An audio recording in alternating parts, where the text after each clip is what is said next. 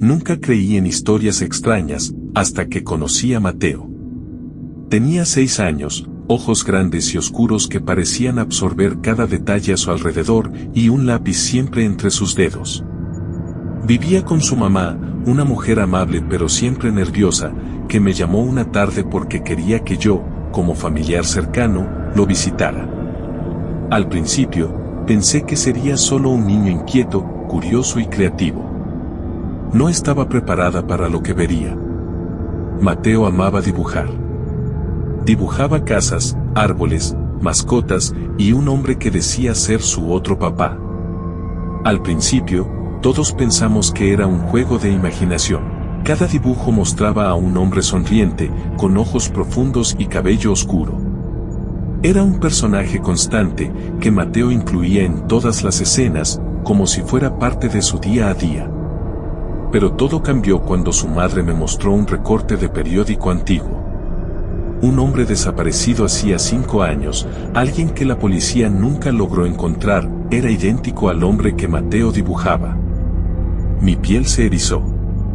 La sonrisa, la postura, incluso la forma en que sostenía los brazos, cada detalle coincidía perfectamente. «Es raro, ¿verdad?», me dijo su mamá, con un hilo de voz tembloroso. «Mi hijo no sabe nada de esto. Nunca lo conoció». Intenté racionalizarlo, coincidencia, imaginación infantil, tal vez un recuerdo subconsciente de Mateo de algún retrato que vio de niño. Pero la intuición me decía otra cosa. Cada vez que Mateo dibujaba a este hombre, el niño describía cosas que nadie le había contado, los hábitos del desaparecido, las rutas que solía tomar, objetos de su casa que habían sido destruidos o trasladados durante la investigación, detalles que no podía saber. Una tarde, mientras lo observaba dibujar, Mateo se detuvo, me miró con sus ojos grandes y oscuros, y dijo: «Él me dijo que iba a venir por mí cuando sea grande. Dice que nos vamos a ir juntos». La voz era tranquila, como si hablara de algo cotidiano, pero mi corazón dio un vuelco. La habitación se volvió fría, silenciosa, y todo el aire parecía cargar un peso que yo no podía soportar. Empecé a notar cambios en el comportamiento del niño. Se aislaba, hablaba solo, susurrando palabras que nadie entendía, mirando un punto vacío en la pared como si alguien más estuviera allí, observándolo. Cada dibujo nuevo del otro papá era más detallado, más vivo, más real, y cada vez que Mateo terminaba uno, sonreía con satisfacción, como si hubiera recibido aprobación. Una noche, su madre me llamó llorando.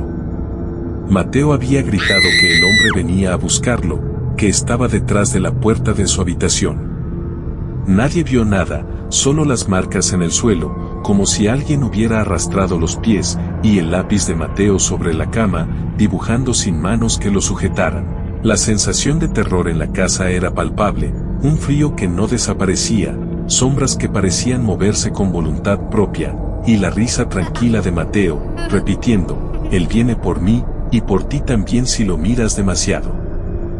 Desde entonces, cada visita a la casa es un recordatorio de que lo que creemos imposible puede ser real. Mateo sigue dibujando, y el hombre, su otro papá, sigue apareciendo, más definido, más presente, como si el mundo que él crea con lápices y papel fuese un puente hacia algo que no deberíamos conocer. Algo que espera, paciente, silencioso, detrás de la frontera entre lo imaginario y lo real. Y yo, cada vez que miro esos dibujos, siento que él también me ve a mí, igual que al niño, como si todos estuviéramos atrapados en una historia que no tiene final, donde lo perdido vuelve, y donde los niños pueden ver cosas que los adultos nunca deberían descubrir.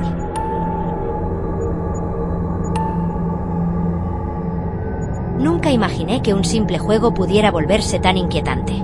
Cuando conocí a Valeria, tenía 5 años, cabello rizado y una imaginación que parecía no tener límites.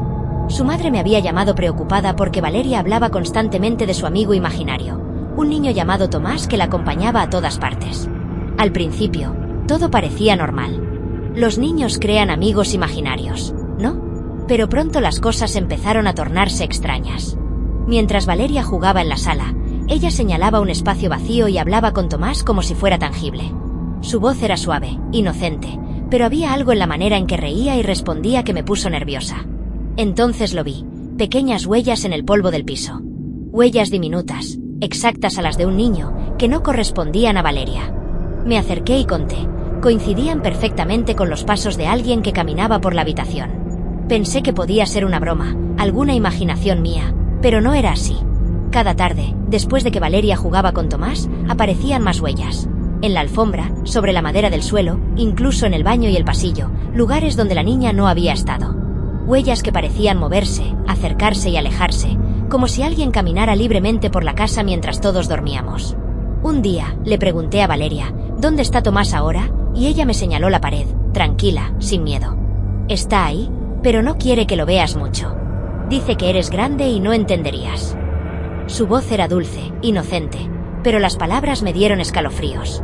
En ese momento sentí que algo invisible nos observaba y que no solo existía en la imaginación de la niña. Empecé a notar otros signos. Puertas que se cerraban solas, objetos movidos de lugar, frascos de polvo que aparecían volcados en la cocina. Y siempre, las huellas. Cada vez que intentaba seguirlas, desaparecían o se desviaban, como si supieran que las estaba observando. Era un juego macabro, silencioso, donde yo era un intruso en un mundo que Valeria compartía con Tomás. Una noche, mientras la niña dormía, escuché ruidos suaves. Pasos que recorrían la casa, risitas apagadas, susurros que me decían mi nombre. Me armé de valor y seguí el sonido hasta la sala. Las huellas estaban allí, formando un círculo alrededor de la lámpara del techo.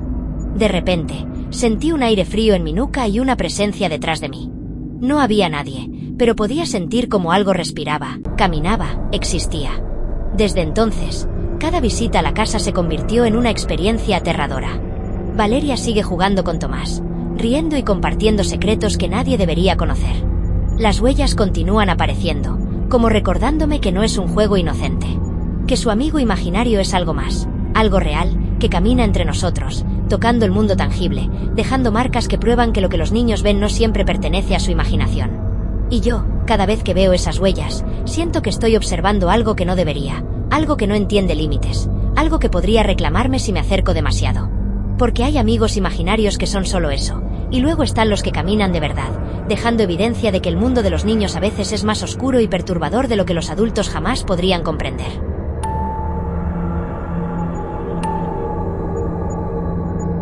Nunca olvidaré la primera vez que escuché ese llanto. Era un bebé de apenas 6 meses, hijo de mi prima, y yo estaba encargada de cuidarlo mientras ella salía por unas horas. Todo parecía normal. La habitación iluminada por una luz tenue, la cuna en la esquina, el monitor de bebé encendido para escuchar cualquier sonido. Pero entonces, justo a las 3:33 de la madrugada, comenzó el llanto. No era un llanto común de hambre o incomodidad. Era profundo, insistente, desgarrador, y algo en él me heló la sangre. Intenté calmarlo, lo balanceé suavemente, le ofrecí su chupón, pero nada funcionaba. Cada vez que lo abrazaba, sentía que algo invisible presionaba mis hombros, un peso que no podía identificar. El llanto parecía venir de todas partes y de ninguna al mismo tiempo.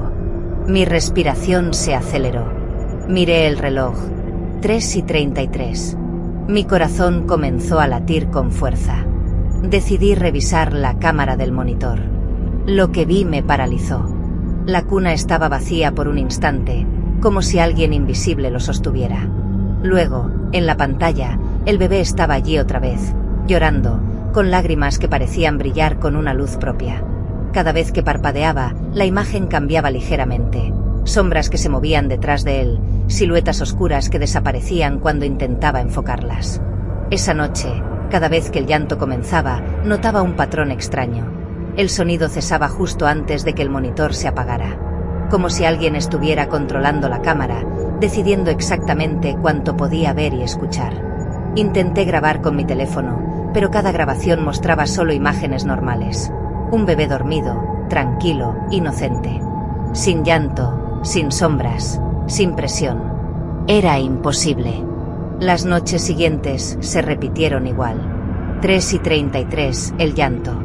La sensación de ser observada. Las sombras que se movían a su alrededor.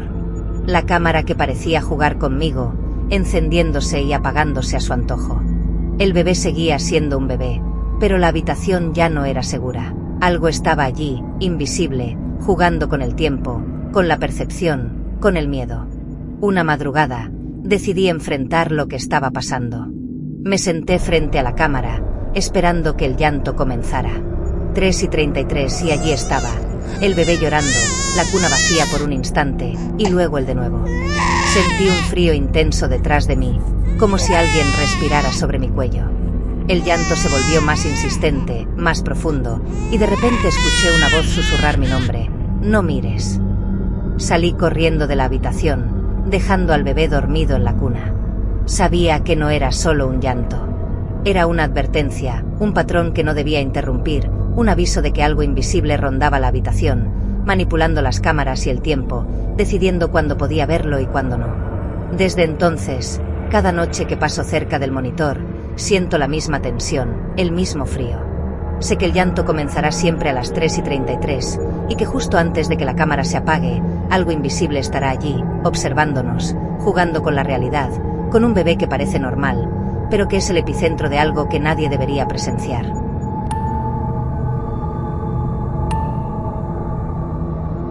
Nunca olvidaré la primera vez que conocí a Darío.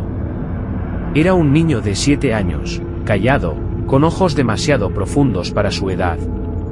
Su madre me pidió que lo acompañara mientras jugaba, porque estaba preocupada. Darío no hablaba con casi nadie, y cuando lo hacía, algo en sus palabras helaba la sangre.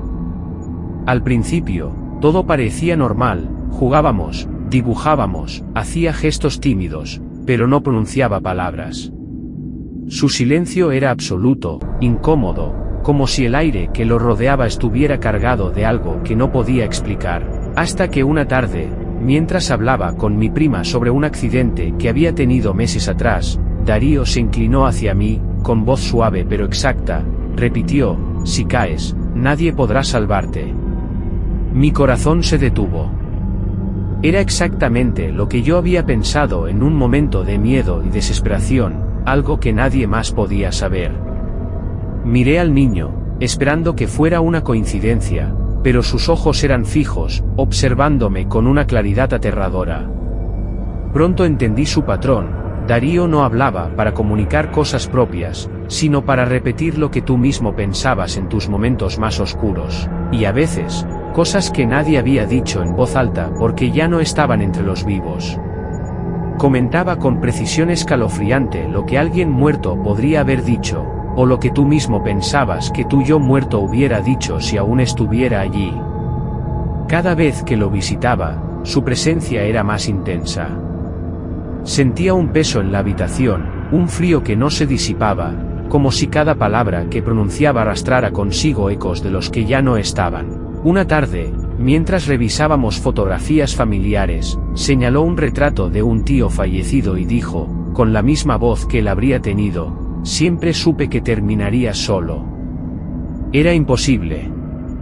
Nadie le había contado nada sobre mi tío ni su personalidad.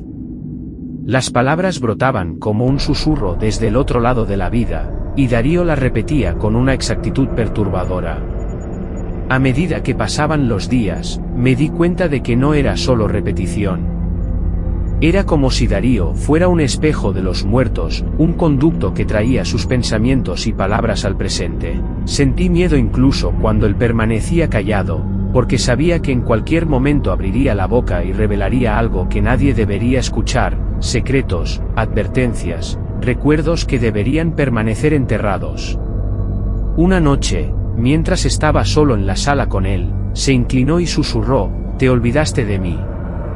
Su voz no era la suya, era la mía, o más bien, la mía desde algún lugar que ya no podía existir.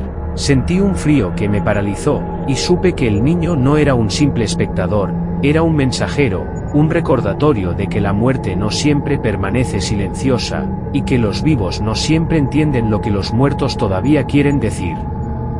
Desde ese día, cada encuentro con Darío me dejó inquieto, observando mis pensamientos con cuidado, temiendo que los repitiera en cualquier momento.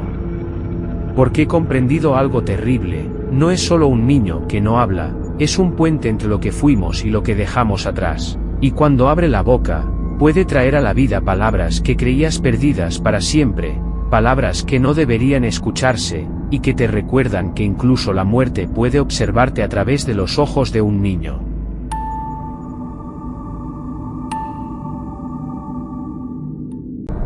Nunca olvidaré la primera vez que escuché a los hermanos hablar de su mamá nueva. Tenían 5 y 7 años, y vivían con su padre en una casa antigua que parecía guardar secretos en cada rincón.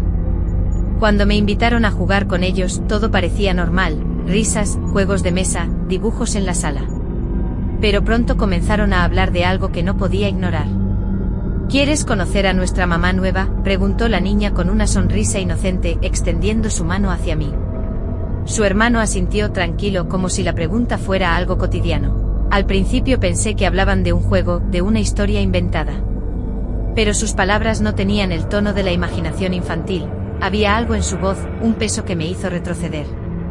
Comenzaron a describirla. Me dijeron que tenía el cabello largo y oscuro, la piel pálida, y una sonrisa que parecía nunca terminar. Me contaron cosas que nadie podría saber, detalles del cuarto de su mamá biológica, objetos que habían desaparecido de la casa después de su fallecimiento, cosas que habían estado allí antes de que ellos nacieran. Cada detalle coincidía con la historia real de su madre, que había muerto años atrás. Lo que realmente me perturbó fue cuando insistieron en presentármela. Me llevaron a una habitación que yo nunca había visto, al final de un pasillo que parecía más largo de lo que recordaba. La puerta estaba entreabierta, y una figura estaba sentada en la penumbra. Susurraron mi nombre y dijeron, «Mira, es ella». Me quedé paralizada. La figura parecía humana, pero había algo extrañamente incorrecto en ella. Su piel era demasiado pálida, sus movimientos lentos y medidos, como si imitara la vida en lugar de vivirla. No tenía voz, pero su presencia era suficiente para llenar la habitación de un silencio que se sentía vivo. Los niños se acercaron a ella y la abrazaron, como si estuviera realmente allí. Intenté hablar, preguntar, cuestionar, pero no salieron palabras de mi boca. La sensación de que algo invisible me observaba y evaluaba era abrumadora. Cada vez que los niños miraban hacia mí, sus ojos tenían una claridad inquietante, como si supieran que yo también estaba viendo lo imposible, algo que no debería existir, algo que ocupaba el lugar de su madre muerta y que se había infiltrado en su mundo. Los días siguientes fueron peores. Cada vez que llegaba a la casa, los niños insistían en mostrarme su mamá nueva. La figura aparecía en diferentes lugares, en la cuna vacía, sentada en una silla que nadie había usado, observando desde la esquina de la habitación. Siempre inmóvil, siempre pálida, siempre presente. Las paredes parecían susurrar, los muebles crujían con un aire de vigilancia silenciosa. Una noche, mientras los niños dormían, escuché sus voces, «Ella nos cuida ahora, y también te está mirando a ti».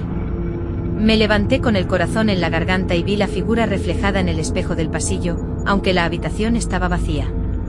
Su presencia llenaba el aire de una quietud opresiva, y su mirada invisible me dijo algo que no quise entender, que nunca dejaría que me fuera de allí sin verla otra vez.